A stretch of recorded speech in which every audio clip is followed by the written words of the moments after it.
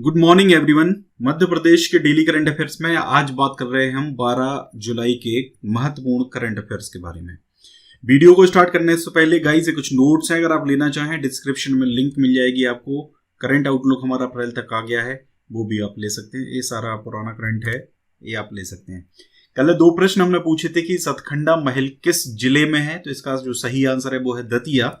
मध्य प्रदेश वित्त आयोग का पहला कार्यकाल क्या था? तो मध्य प्रदेश वित्त आयोग का जो पहला कार्यकाल था वो था 1906 से 2001 तक। ठीक है, और इसमें जो सबसे अच्छा आंसर किया है वो मोहित बिसेन ने किया है। बाकी देखिए बहुत अच्छे अच्छे आंसर्स आप लोगों की तरफ से आते हैं, लेकिन कहीं ना कहीं कोई ना कोई थोड़ी सी कमी जो रह जाती है, तो ये मेरा यही मोटिव है कि मैं आपको उस कमी के बारे में बताऊं। जैसे अगर हम यहाँ पे बात करते हैं सतखंडा महल, जिसे दतिया महल या वीर सिंह देव महल भी कहा जाता है, ठीक है, मध्य प्रदेश के दतिया जिले में स्थित है। यह महल 7 मंजिला है। इन्हीं 7 स्टोरीज के कारण इसको क्या कहा जाता है? इसको सतखंडा, 7 खंड। ठीक है, यही रीजन है इसका। दूसरा, इसे पुराण महल या पुराना महल भी कहते हैं। दतिया साम्राज्य के संस्थापक थे महाराज वीर सिंह देव। इन्होंने देश भर में से 52 स्मारक बनवाए थे। वैसे जो ये आंसर है विकिपीडिया से ज्यादातर चीजें जो है वो कॉपी पेस्ट करी गई हैं इसमें। ठीक है, इसमें नरेश वीर सिंह जूदेव ने मुगल बादशाह जहांगीर से दोस्ती की याद में इसको बनवाया था, और यह राजपूत वास्तुकला के साथ साथ मुगल वास्तुकला का प्रतिनिधित्व करती है। ठीक है, वैसे जो मेन है, जो बुंदेली स्थापत्य कला है, उसका एक नमूना ये है। ठीक है, एक और चीज, 52 ऐसे महल इन्होंने बनवाए थे, उनमें से ये सबसे बड़ा महल है। ठीक है, स्वास्थ्य आकार में सतखंडा महल का अंदर का हर खंड बना हुआ है। ठीक है, एक और चीज यहाँ पे इन्होंने नहीं बताई है, वो सबसे जो महत्वपूर्ण है वो है इसको 1700 ईस्वी के आसपास बनवाया गया था। ठीक है, ये बहुत महत्वपूर्ण है। जब भी कोई महल किले की बात करी जाती है तो किसने बनवाया था और कब बनवाया था, ये दोनों चीजें बहुत ज्यादा महत्वपूर्ण होती हैं। ठीक है, दतिया महल भारत इस्लामिक वास्तुकला का एक बेहतरीन उदाहरण है। दतिया की पहचान माँ पीताम्बरा के नाम से होती है। पूरे विश्व में माँ पीताम्बरा का एकमात्र मंदिर दतिया में, जहां पर तंत्र साधना की जाती है। अगला जो प्रश्न था उसका आंसर है मध्य प्रदेश वित्त आयोग का जो पहला कार्यकाल है वो 1 अप्रैल 1996 से 31 मार्च 2000 तक था, यानी कि 5 साल का कार्यकाल जो है ये होता है। दूसरी चीज अगर हम बात करते हैं, मध्य प्रदेश वित्त आयोग का जो गठन है जुलाई 1994 में किया गया था, जिसके पहले अध्यक्ष थे श्री सबाई सिंह। ठीक है, इसके अलावा अनुच्छेद 243 वन नहीं है, अनुच्छेद 280 वन होता है, जिसके तहत वित्त आयोग का गठन किया जाता है। हर 5 वर्ष में इसका गठन किया जाता है, जिसका कार्य जिला स्तरीय पंचायत को धन आवंटन संबंधी होता है। हालांकि बहुत सारे कार्य होते हैं वित्त आयोग के। अगर यहाँ पे हम बात करते हैं, अभी हाल में जो वित्त आयोग के अध्यक्ष हैं, ठीक है, वो हैं हिम्मत कोठारी। ठीक है, ध्यान रखिए, हिम्मत कोठारी पूर्व मंत्री भी रह चुके हैं। इनको इसका अध्यक्ष बनाया गया 5 साल के लिए। 2014 में वैसे इनकी नियुक्ति हुई थी। ठीक है, 2 और सदस्य बनाए गए थे इसके, तो ये अभी तक हालांकि चेंज नहीं किए गए हैं। तो यहाँ पर एक और चीज है, इंदौर जो है, इंदौर में वित्त आयोग का जो हेडक्वार्टर है वो इंदौर में है। ठीक है, तो ये भी चीज आपको पता होनी चाहिए। एक और ये आंसर आया है यहाँ पर, इसमें जो भवानी सिंह थे, इन्होंने किले के मुख्य द्वार पर justice is the game of crown लिखवाया था। ठीक है, इसके अलावा कंघारगढ़ का किला दतिया में सिंधु नदी पर है। ठीक है, ये कुछ और चीजें हैं जो दतिया में स्थित हैं। ठीक है, और इसके प्रथम अध्यक्ष केसी नियोगी नहीं थे। ये जो भारत का वित्त आयोग है, ठीक है, स्टेट फाइनेंस कमीशन मैंने आपसे पूछा है। ठीक है, मैंने आपसे मध्य प्रदेश वित्त आयोग के बारे में पूछा है, भारतीय वित्त आयोग के बारे में नहीं पूछा है। भारतीय वित्त आयोग के जो प्रथम अध्यक्ष थे वो थे केसी नियोगी। और अगर अभी की बात करते हैं तो अभी 15वां जो वित्त आयोग है, 15th फाइनेंस कमीशन जो है, तो उसका जो अध्यक्ष हैं, चेयरपर्सन है, वो हैं मिस्टर NK सिंह। और अभी आपको बता दूं, मैंने करंट अफेयर में भी बताया था कुछ दिनों पहले, 2019 में बताया था कि जब इन्होंने ये मध्य प्रदेश को विजिट किया था, तब मैंने करंट अफेयर में भी इनको इंक्लूड किया था। चलिए, आज का पहला प्रश्न है, मध्य प्रदेश सरकार की कल्प वृक्ष योजना किससे संबंधित है? ये 4 ऑप्शन है, आपको सही कमेंट करके बताना है। मध्य प्रदेश का कौन सा जिला शहद का सबसे बड़ा उत्पादक है? तो ये भी आपको कमेंट करके बताना है। ये कुछ टेस्ट सीरीज है MPSI, MP constable, MP current affair की, लेना चाहे ले सकते हैं, डिस्क्रिप्शन में आपको इसकी लिंक मिल जाएगी। चलिए स्टार्ट करते हैं।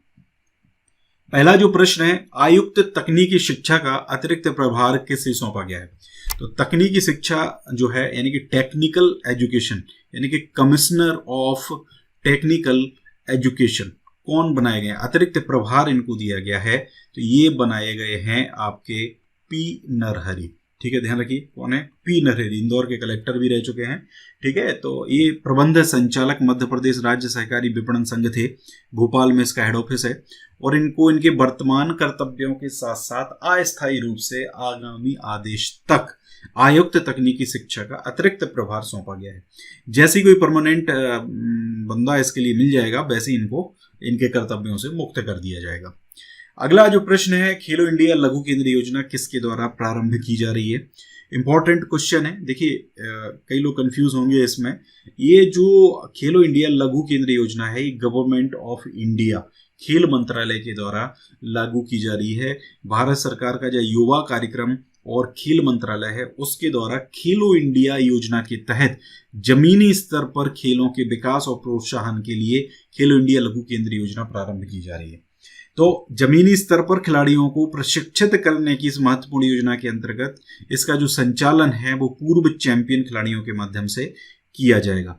ठीक है, 4 वर्ष की ये पूरी योजना होगी। ठीक है, तो अभी ये चालू हो रही है, तो 4 वर्ष ये चलेगी, और इस योजना में पूरे देश से 1000 खेलो इंडिया सेंटर की स्थापना की जाएगी। पूरे देश में 1000 खेलो इंडिया सेंटर्स की स्थापना इसके तहत की जानी है। इसमें ओलंपिक में खेले जाने वाले 14 खेल, जिनमें से आपकी तीरंदाजी, athletics, boxing, badminton, cycling, fencing, hockey, judo, rowing, shooting, swimming, table tennis, weight lifting, wrestling, इनके साथ साथ फुटबॉल और पारंपरिक खेलों को भी इसमें शामिल किया जाएगा। ठीक है, और जो चयनित होंगे, मतलब जिनका चयन किया जाएगा खेलो इंडिया केंद्रों को, मतलब जो खेलो इंडिया केंद्र चयनित किए जाएंगे, उनको भारत सरकार के द्वारा 4 वर्ष के लिए आर्थिक सहायता उपलब्ध कराई जाएगी। ये आर्थिक सहायता जो है ये किस प्रकार से उपलब्ध कराई जाएगी? भारत सरकार द्वारा एक मुश्त 5 लाख रुपए केंद्र, 5 लाख रुपए केंद्र प्रति खेल के मान से खेल मैदान के रख रखाव के लिए, उन्नयन के लिए, खेल उपकरणों के लिए, खेल किट के लिए उपलब्ध कराई जाएगी। 5 लाख रुपए प्रति केंद्र, मतलब एक केंद्र को 5 लाख रुपए, साथ में एक खेल के लिए। अगर 10 खेल हैं तो कितने दिए जाएंगे? 50 लाख दिए जाएंगे। ठीक है, आप समझ गए होंगे। अगला प्रश्न है, मध्य प्रदेश विद्युत नियामक आयोग का अध्यक्ष नियुक्त किया गया है। तो देखिए विद्युत नियामक आयोग जो है, इसके अध्यक्ष अभी हाल ही में नियुक्त किए गए हैं SPS परिहार, और ये सेवानिवृत्त IAS अधिकारी हैं मध्य प्रदेश कैडर के, और इनको भी हाल ही में मध्य प्रदेश विद्युत नियामक आयोग का अध्यक्ष बनाया गया है। एक और इम्पॉर्टेंट प्रश्न है, मुझे ये तो नहीं पता current affair point of view से इम्पॉर्टेंट है या नहीं है, लेकिन आपको थोड़ा सा मजा भी आएगा। लॉकडाउन के दौरान पत्नियों द्वारा पुरुषों को प्रताड़ित करने के मामले बढ़े हैं। देखिए बंदा पहले तो ऑफिस जाता था, अब घर पे अगर रहेगा तो डेफिनेटली लड़ाई तो होगी ही होगी। तो पुरुषों के अधिकारों के लिए कुछ संस्थाएं काम कर रही हैं, जैसे पुरुष हेल्पलाइन जो इंदौर की है, राष्ट्रीय पुरुष आयोग समन्वय समिति ये दिल्ली की है, सेव इंडियन फैमिली फाउंडेशन, ये नंबर भी मैंने साथ में इंक्लूड कर दिए हैं, अगर आप चाहें ज़रूरत लगती है तो आप इन पर कॉल कर सकते हैं। ठीक है, तो ये जो संस्थाएं इनके लिए काम कर रही हैं, उन्होंने भी हाल ही में एक रिपोर्ट जारी करी है। इस रिपोर्ट में खुलासा किया गया है कि लॉकडाउन के चलते घर में रह रहे पुरुषों पर प्रताड़ना के मामलों में 17.5% की बढ़ोतरी हुई है। इसमें भोपाल जो है वो पहले नंबर पर है, दूसरे नंबर पर है इंदौर। ठीक है, वहीं देश भर की अगर बात करते हैं तो पत्नियों द्वारा पुरुषों को प्रताड़ित करने के मामले 27% बढ़े, तो 17.5 और 27%। शिकायत करने वालों में 25 से 45 की आयु वर्ग के पुरुष इसमें सबसे ज्यादा है। अगर हम बात करते हैं 24 मार्च से लेके 24 अप्रैल तक की, तो यहाँ पर वर्ष 2019 में देश में कुल मामले थे 76,254, मध्य प्रदेश में कुल मामले थे 8108, भोपाल में थे 400, इंदौर में थे 361। याद नहीं करना है, बस समझ लो आप केवल। तो वही 2020 में 76,000 से 96,000, मतलब लगभग 20,000 के आसपास बढ़े हैं। यहाँ पर 1500 के आसपास बढ़े हैं, भोपाल में 370 बढ़े हैं। ठीक है, इंदौर में कोई खास ज्यादा नहीं बढ़े हैं लेकिन फिर भी। ठीक है, तो ये आंकड़े जो हैं ये एग्जाम पॉइंट ऑफ व्यू से मुझे नहीं समझ में आ रहा था इंपॉर्टेंट है या नहीं है, बट मुझे लगा तो मैंने आपको इसको बता दिया है। एक और आपका करंट अफेयर है, देखिए कोई भी गवर्नमेंट का डिपार्टमेंट है, सरकारी विभाग है, वो अपना डेटा सेंटर अब नहीं लगा पाएंगे। अभी क्या होता था, हर डिपार्टमेंट का अलग डेटा सेंटर एक होता था। ठीक है, इससे इंफॉर्मेशन जो थी उसके लीक होने की चांसेस रहती थी। तो सभी एप्लीकेशंस केवल स्टेट डेटा सेंटर से ही होस्ट किए जाएंगे, ठीक है। मतलब स्टेट लेवल का जो डेटा सेंटर होगा वो ही उनका डेटा सेंटर बनेगा, सारे डिपार्टमेंट्स का। विभागों की जो वेबसाइट बनाने और उनके रखरखाव का काम है वो भी मैप आईटी या एनआईसी, ठीक है। मैप आईटी और एनआईसी ये दो संस्थाएं हैं जो सारे डिपार्टमेंट्स जो हैं गवर्नमेंट के वो यही मैनेज करती हैं, ठीक है। ध्यान रखिए, सरकार ने अपने डेटा की सुरक्षा के लिए कदम उठाया है। सामान्य प्रशासन विभाग ने सभी विभागों को इसके निर्देश भी भेजे हैं। स्टेट डेटा सेंटर को साइबर सुरक्षा के सभी स्टैंडर्ड का पालन करते हुए तैयार किया गया है।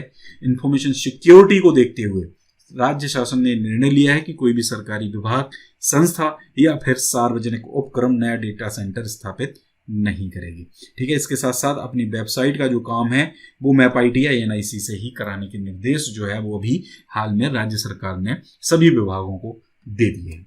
गाइस, ये पूरा था आज का करंट अफेयर का। बहुत ज़्यादा इंपॉर्टेंट क्वेश्चन तो नहीं थे, ठीक है, लेकिन कुछ क्वेश्चंस इंपॉर्टेंट थे। वीडियो अगर अच्छा लग रहा है लाइक करते रहें, वीडियो को इसी प्रकार से शेयर करते रहिए, कमेंट करते रहिए। Thank you very much.